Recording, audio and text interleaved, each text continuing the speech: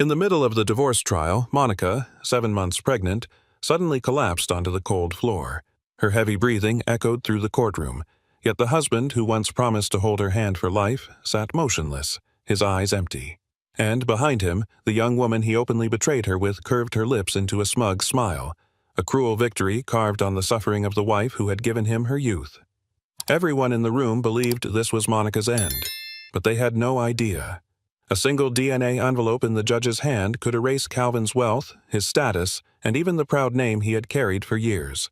A secret was about to be revealed, a truth powerful enough to shatter the entire life of a man who thought he could never lose. What do you think that envelope holds? Share your guesses in the comments below, and don't forget to subscribe so you don't miss the rest of this gripping story. The air in the courtroom was heavy, almost suffocating. Disinfectant lingered in the wood panels, a sharp scent that mixed with the quiet tension. Every cough, every shuffle of shoes, echoed too loudly in the silence. Monica sat on the hard wooden bench, her back aching under the weight of 7 months of pregnancy. The light above flickered, buzzing with a low hum that seemed to drill into her skull. Her hands clutched the edge of the table. Her fingers were white at the knuckles. The walls felt closer than they were, closing in on her breathing. Each second passed like an hour, measured not by the clock, but by the pounding of her heart. The baby moved inside her, a restless kick, a reminder that she was not alone in this fight. The space was not large. Yet to Monica, it felt like a stage. Every stare burned against her skin. Every whispered thought turned into judgment. And in that suffocating stillness, she realized the truth. This was not just a hearing. It was a battle for her dignity, her child, and the life she once thought secure. Calvin sat across the room, next to his lawyer. His suit was immaculate, tailored to his broad frame. The tie, perfectly knotted. The shoes, polished to a mirror shine. From a distance, he looked like the very image of control, but his eyes betrayed him. They were not warm, not even angry. They were empty. A flat, calculated stare that passed over Monica as if she were a stranger. The man she once loved, the man who once whispered promises at dawn, was gone. In his place was a cold strategist, a man who played roles to win. His jaw was tight, unmoving, his posture straight, hands folded, as though he had rehearsed this performance. Even the lawyer beside him, sharp, quick, ready to speak, seemed more alive than Calvin himself. He nodded at the judge with a calm that bordered on arrogance, as if this was just business, as if a child, a marriage, a family meant nothing. Across the aisle, Monica searched his face for a sign of the man she remembered, but there was no trace. Only silence. Only distance. Only that chilling void behind his eyes. In the first row of the gallery, Sierra Lane sat with calculated poise. Young, flawless, her golden hair gleamed under the courtroom lights. The red dress she wore clashed with the somber wood and gray walls, screaming for attention. Every detail about her presence was deliberate. Her eyes locked on Monica. They did not soften. They did not blink. Instead, they narrowed with something sharper than disdain. And then it came, the smirk. Small, sharp, curling at the edges like a knife. It was not joy, it was victory. It was the cruel message she wanted Monica to hear. I have him. I have his future. Soon, I will have everything. The dress, the smile, the posture, none of it belonged in a courtroom. It belonged in a theater, in a performance where Sierra was the star. But here, in this room, it was a declaration of power. Monica felt her chest tighten. Her breath caught as the smirk grew. It was not just mockery, it was possession. The cruel reminder that Sierra was seated where Monica once belonged. At the bench, Judge Marlene Foster surveyed the room. Late 50s, silver hair pulled back, her glasses perched low on her nose. Her eyes missed nothing. Every movement, every glance, she absorbed with quiet authority. The courtroom fell silent when she spoke. Her voice was measured, but it carried weight. "Mr. Peterson," she said, addressing Calvin's lawyer, "your client contests paternity of the unborn child and requests that marital assets remain frozen." The words struck like a gavel before the gavel. The petition was clear. Monica stood accused of betrayal, her child's very legitimacy placed on trial. Judge Foster's tone gave nothing away. No sympathy, no scorn, just the even cadence of justice. But beneath her calm gaze, Monica felt exposed. As if her entire life, every sacrifice, every moment of faith was now a case file to be debated. The judge paused. She leaned slightly forward, eyes scanning both sides of the aisle. Her silence weighed heavier than her words. And in that silence, the battlefield lines became undeniable. This was not only law, it was survival. Calvin's lawyer, Mr. Peterson, rose with smooth precision. His suit was as sharp as his tongue. He gave a small bow toward Judge Foster before turning his gaze to the courtroom. "Your Honor," he began, voice steady, almost regretful, "my client has reason to believe he is not the father of this unborn child." He paused, letting the words settle like poison. He spoke of secretive behavior, late nights, strange absences, a wife who, he claimed, grew distant and cold. He painted Monica not as a loyal partner, but as a woman who had sought comfort elsewhere. Peterson's tone was solemn, a performance of sorrow. He shook his head slowly, as if weighed down by betrayal. And then came the blow. "We request that all marital assets remain frozen until this matter of paternity is resolved." The sentence cracked through the air like thunder. Every dollar, every home, every account, out of her reach. The life she built, the security she needed, placed on hold. To the gallery, it sounded like reason. To Monica, it was a knife twisting deeper. Her child's very existence had just been put on trial. The words hung in the room, heavy as stone. Monica felt them slam against her chest, crushing the breath from her lungs. Her hand went to her belly, instinctive, protective. The baby kicked, small but urgent, as if sensing the danger. She pressed her palm harder, whispering inside her mind, "You are real. You are his. You are mine." But no sound left her lips. Only silence, broken by the pounding of her pulse. Every eye in the room felt like an accusation. Every whisper, a judgment. Her knuckles whitened against the table. She wanted to scream the truth, to shout down the lies, but her throat tightened, dry and raw. The shame they tried to hang on her felt like chains around her ribs. She looked across the aisle. Calvin's eyes were empty. Not anger, not grief, just nothing. That void chilled her more than hatred ever could. It was as if she had already been erased, her child reduced to a bargaining chip. Inside, Monica's voice roared, "This is a lie! This is not justice! This is cruelty dressed as law!" But outward, she sat silent, trembling and alone. The scrape of a chair cut through the silence. Denise Carter rose, her frame tall, her voice clear. "Your Honor," she began, "this accusation is as cruel as it is false."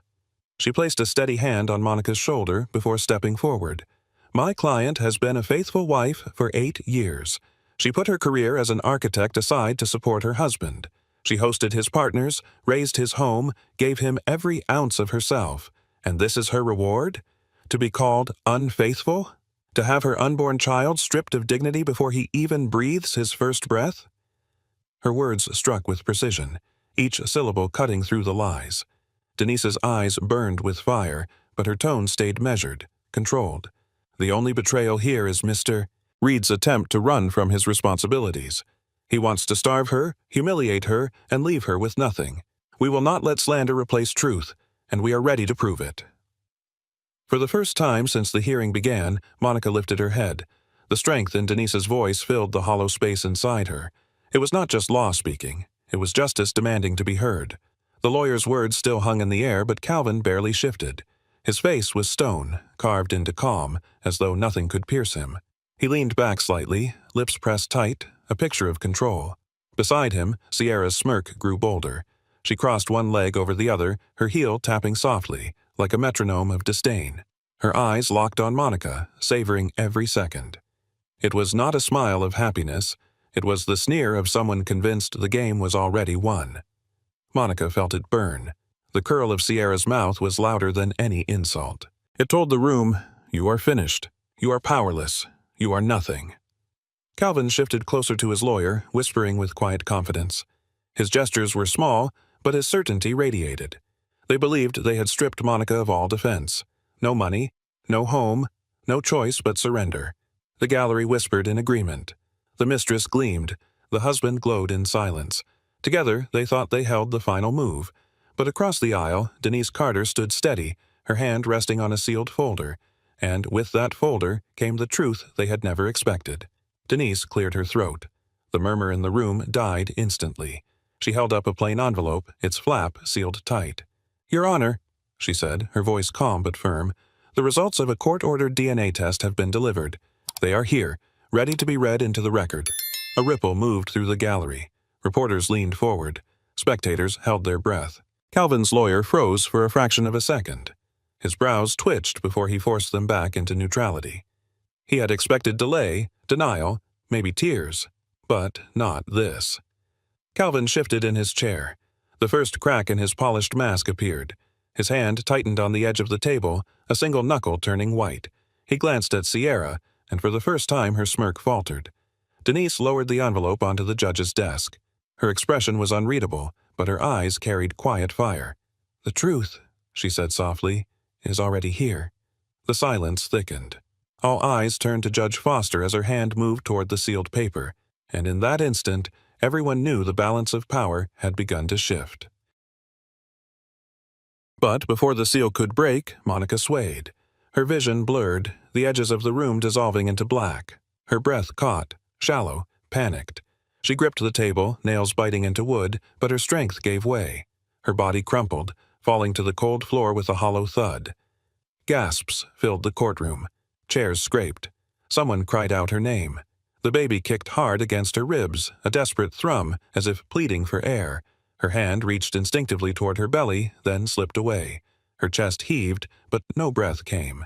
Only silence and the pounding of her heart fading in her ears. Calvin did not move. He sat frozen, jaw clenched, eyes fixed straight ahead. Not one flicker of concern crossed his face. Sierra, instead, leaned forward. Her smile returned, sharp and cruel. The collapse was to her a coronation, the final proof that Monica was broken. In her mind, the trial was already over. The wife had fallen. The mistress had won.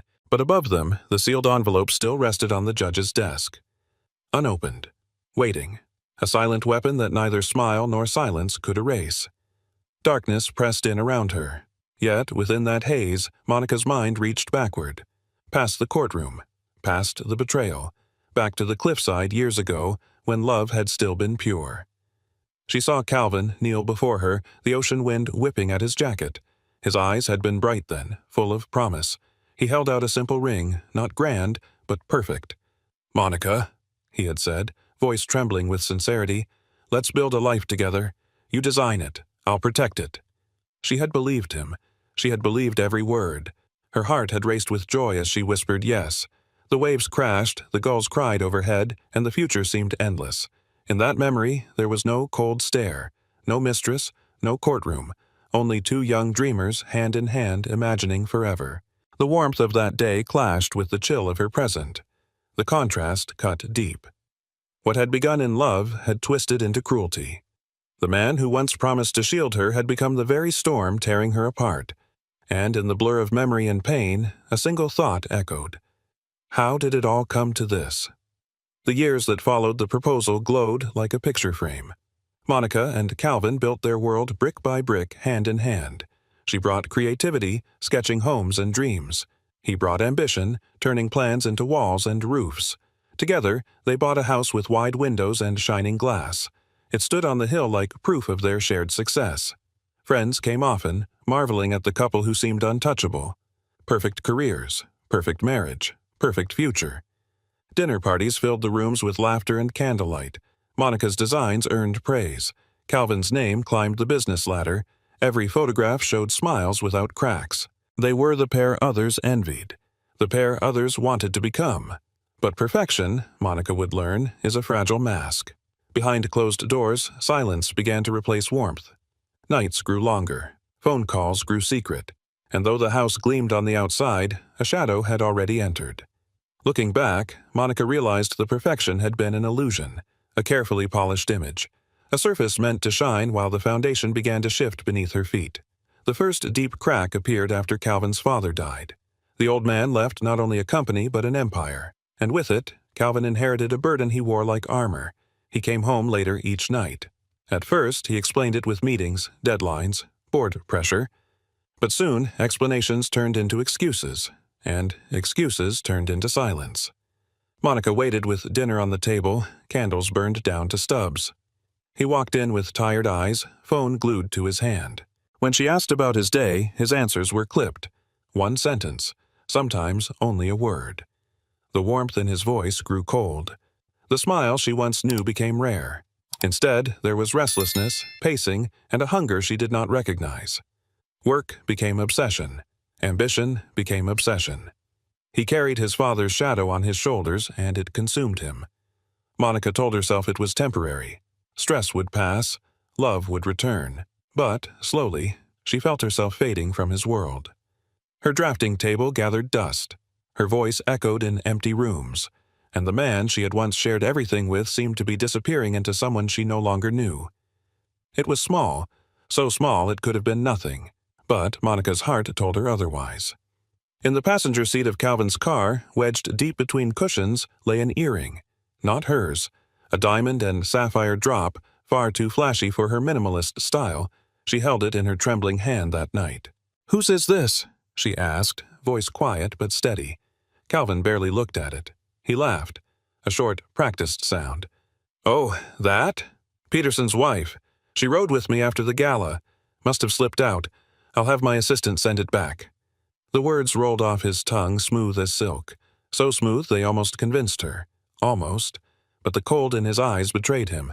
Not guilt, not shame, annoyance. How dare she question him?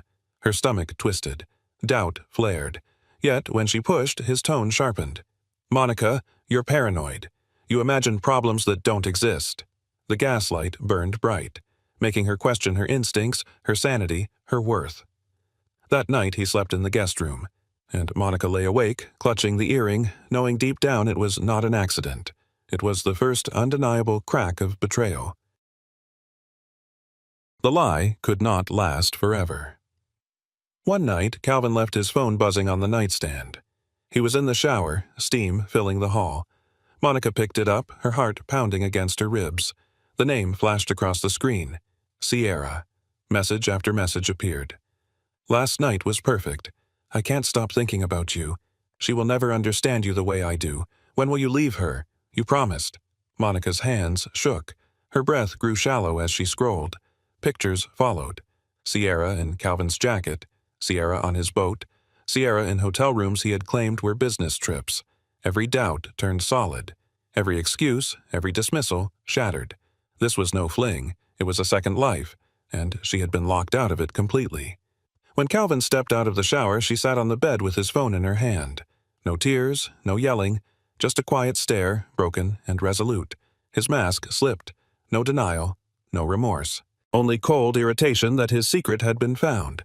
For Monica, the truth was no longer a suspicion.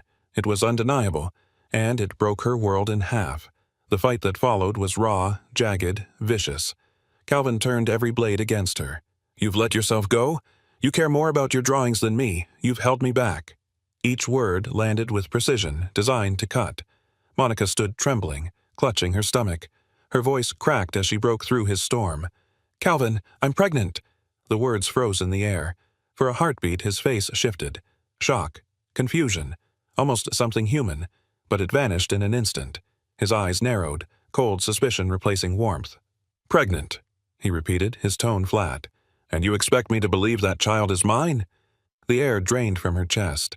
She had thought this news might save them, might remind him of love. Instead, it became another weapon. His stare was not that of a husband. It was that of a stranger, dissecting her words, searching for weakness. The moment that should have united them only widened the abyss. Monica wrapped her arms around her belly.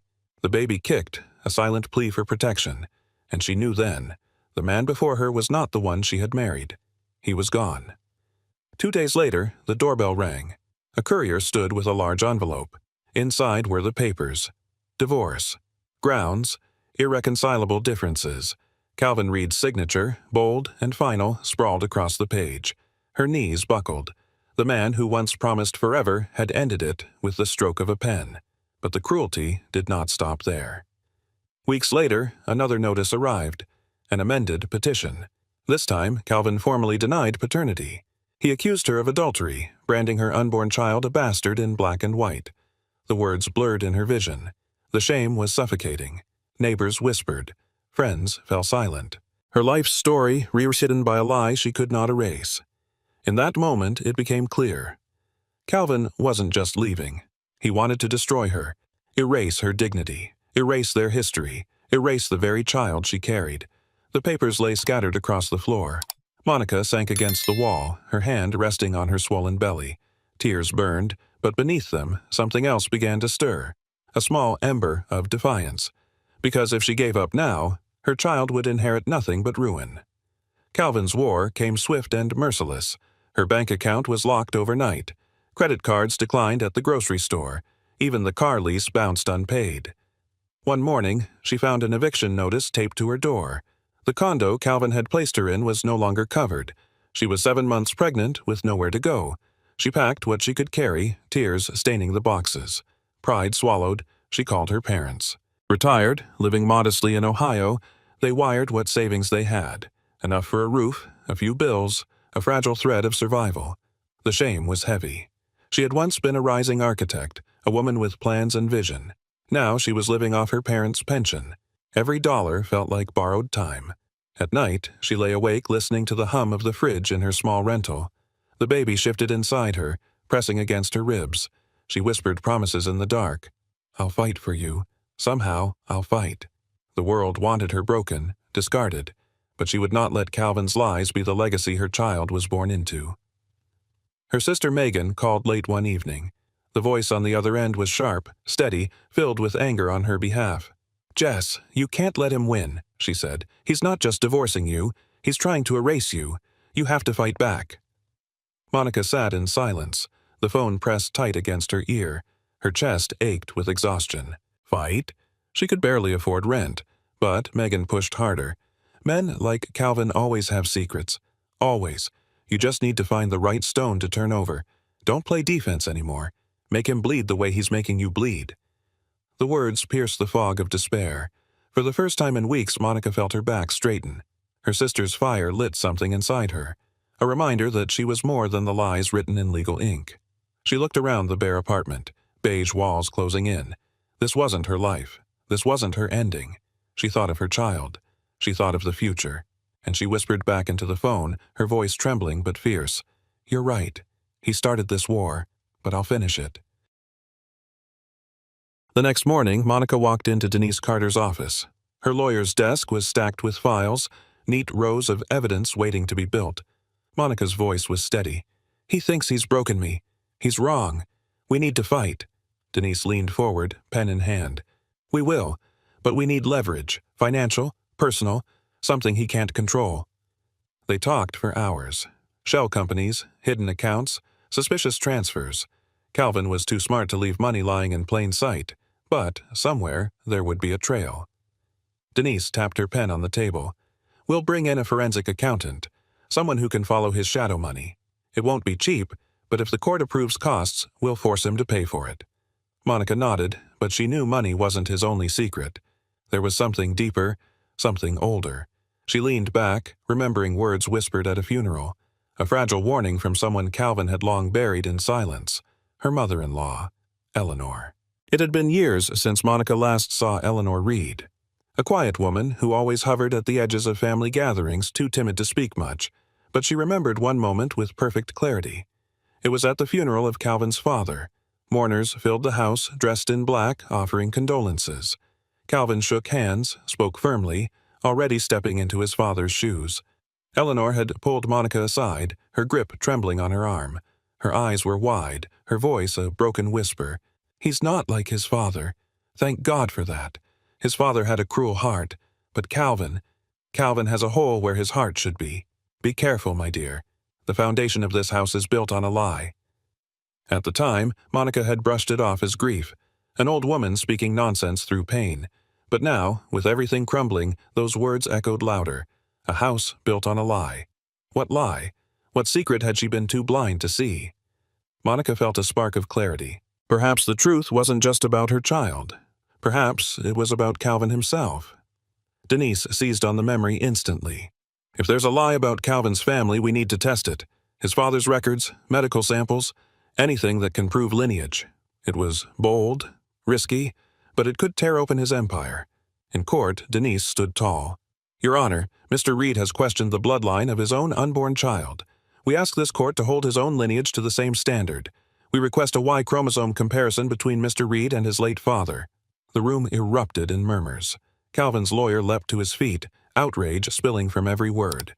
"This is an insult, a disgusting fishing expedition, a smear on a dead man's name." Calvin himself leaned forward, fists tight on the table. His calm cracked at last. "This is absurd. You will not drag my family into this." But the motion was filed. The judge leaned back, fingers steepled, her eyes weighing the balance of truth against fury. The decision would not be delayed, and the answer could unravel everything Calvin had built. The courtroom held its breath. Judge Foster adjusted her glasses, gaze sweeping the faces before her. Her voice carried no hesitation. "Motion granted." The words struck like a hammer. St. Jude's Medical Center would release Arthur Reed's preserved tissue samples. A Y chromosome test would be conducted. The results sent directly to her bench. Calvin's face drained of color. His jaw clenched, but his shoulders sagged as if something heavy pressed down on him. For the first time, he looked less like a man in control and more like a man cornered. His lawyer tried to object again, but Judge Foster cut him off. "Your client made blood the issue. This court will see it through." Gasps rippled through the gallery. Reporters scribbled furiously. The mistress shifted uneasily in her chair. And across the aisle, Monica sat straighter. The storm had shifted course. The truth was finally within reach. For the first time, Calvin Reed looked vulnerable, and for the first time, Monica felt hope. The days after the ruling were different. Monica no longer felt like prey waiting to be devoured. She felt like a fighter sharpening her sword. She met with Denise daily, poring over documents, digging into memories. Every receipt, every statement, every whisper of Calvin's business dealings became a weapon. Her hands still shook, but no longer from fear. Now it was determination. In the mirror, she saw someone new. Not the woman begging for scraps of love, not the victim gaslit into silence, but a mother fighting for her child's name, her dignity, her future. She walked into court with her head higher. The pitying looks from the gallery no longer pierced her. She carried herself with quiet strength, even as Calvin's glare burned across the aisle. This was no longer about saving a marriage. That dream had died. This was about survival, about justice, about building a life on truth instead of lies. The woman who once collapsed in despair was gone. In her place stood Monica Reed, unbroken, unyielding, ready for war. Courtroom 4B was packed to the walls. Reporters filled the back rows, notebooks open, cameras waiting. Every eye was on the bench where Judge Foster sat. In front of her, 2 envelopes rested side by side, plain, sealed, heavy with secrets. The room buzzed with whispers, cut short when the gavel struck once. "All rise," the bailiff called. Everyone stood as the judge entered. Her presence silenced the room, her gaze sharp, unflinching. Monica sat tall beside Denise, her hands folded over her stomach. The fear was still there, but beneath it burned a new strength. Across from her, Calvin adjusted his tie, his jaw tight. Sierra leaned forward, eyes locked on the envelopes like prey waiting for a meal. The judge cleared her throat. "We are reconvened. The results of the paternity test and the Y chromosome analysis have been delivered. They remain sealed until this moment." The envelopes gleamed under the lights. 2 thin packets of paper about to decide futures, fortunes, and names.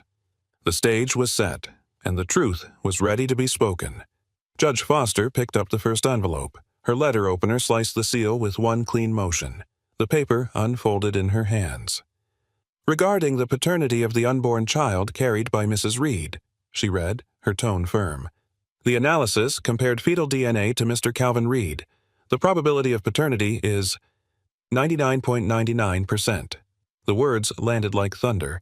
A collective gasp swept the room. Denise reached for Monica's hand, squeezing tight.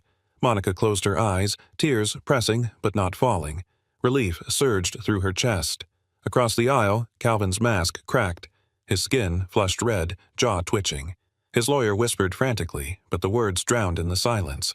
And Sierra, her smirk shattered. Her eyes widened, lips parting in disbelief. This was not the script she expected. This was the chain she never wanted. The child was his. No denial could erase it. No slander could undo it. For Monica, it was the first victory. Not just for her, but for the baby who had already been forced to fight for a name. The room was still buzzing when Judge Foster lifted the second envelope. This one was thicker, heavier. The silence deepened as she opened it. "This test," she began, "compares genetic markers between the late Arthur Reed and his son, Mr. Calvin Reed." She paused, scanning the results. Her voice grew grave. "Of the 23 markers compared, there are 0 matches." The words dropped like a stone into still water. The ripples spread fast. Gasps, whispers. Shock painted every face in the gallery. Calvin's eyes went wide, his lips moving soundlessly. "That's impossible," he muttered, shaking his head. "It's a lie. A mistake." But Judge Foster's tone was final. "You are not the biological son of Arthur Reed. Therefore, you have no legal claim to the Reed family trust." The floor seemed to tilt beneath him. The empire he built, the wealth he flaunted, the name he carried, gone in a single sentence. Across the room, Monica sat still. The storm had broken, but not over her. This time it swallowed Calvin whole. The gallery erupted in chaos. Reporters scribbled, voices clashed, questions flew. Sierra stood abruptly, her chair screeching back, her face twisted with rage. "You lied to me," she spat at Calvin. "You said you owned everything. You said she would have nothing." She snatched her handbag and stormed out, heels striking hard against the floor. The door slammed shut behind her, echoing like a final judgment. Calvin staggered to his feet. His face was red, his eyes wild. He pointed at Monica, venom dripping from his voice. "You did this! You destroyed me!" He lunged forward, but 2 bailiffs intercepted him, gripping his arms tight. He fought, shouted, cursed, but their hold was iron. Judge Foster's gavel cracked. "Enough. Sit him down, or remove him." The fight drained from him. He collapsed back into his chair, a broken man. The empire was gone. The mistress was gone. Even his name had turned to ash. And across the aisle Monica sat tall. She was no longer the victim on the floor. She was the survivor who had seen justice served. Months later, Monica held her newborn son in her arms. A boy with calm eyes and a strong heartbeat. She named him Andrew Reed. The glass house of her past was sold. With part of the settlement, she built something new. A home of wood and stone on a cliff overlooking the sea. Warm, honest, alive. She opened a small firm of her own, naming it Reed and Son. This time, the name carried truth. Not arrogance, not lies, but love and resilience. Looking out at the ocean, Monica felt peace. Her journey had torn her apart, but it had also remade her. She was no longer defined by betrayal. She was defined by survival, by truth, by love for her child. Her story is a reminder. Even when life collapses, you can rebuild. Not on illusions, but on foundations that never crack. Honesty, dignity, courage. What do you think of Monica's fight for justice? Share your thoughts below, and don't forget to subscribe for more stories like this. Because sometimes, the truth really does change everything.